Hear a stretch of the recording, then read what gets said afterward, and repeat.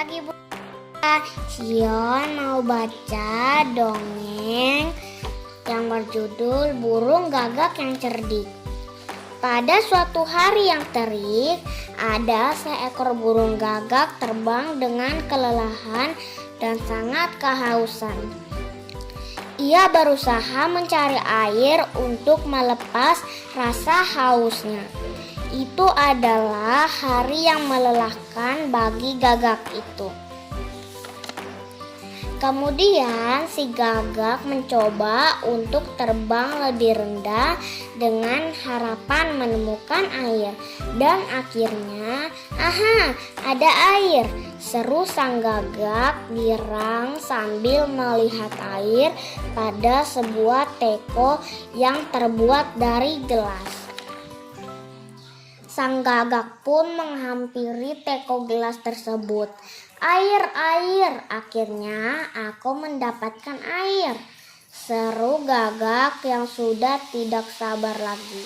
Akan tetapi, air di dalam teko gelas hanya sedikit dan paruh sang gagak tak cukup untuk bisa masuk ke dalamnya. Oh, bagaimana aku bisa meminumnya? Keluh sang gagak sedih.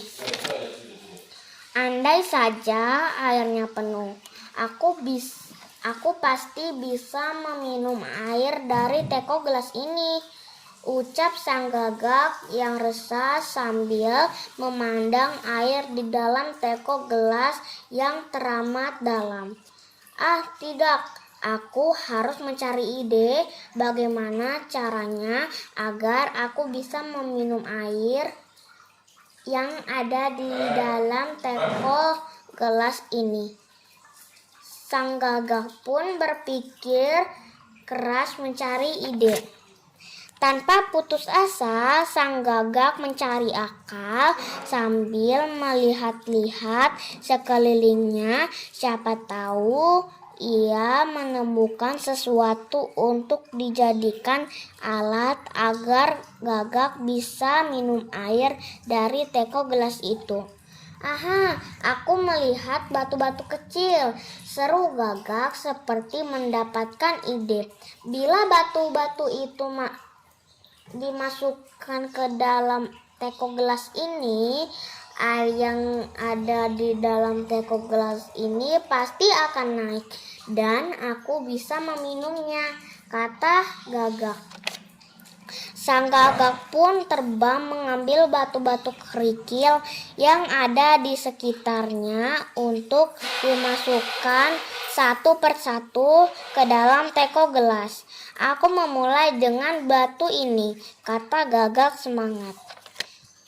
Baiklah, itu adalah batu yang kesekian kalinya aku masukkan ke dalam teko gelas itu. Dan aku akan mengambil batu lagi sampai airnya penuh. Dengan usahanya yang keras, air yang ada di dalam teko gelas itu sedikit demi sedikit naik. Ayo burung gagak, perjuanganmu mulai memperlihatkan hasilnya. Lakukan lagi, jangan putus asa, ucap gagak mencoba menyemangati dirinya sendiri.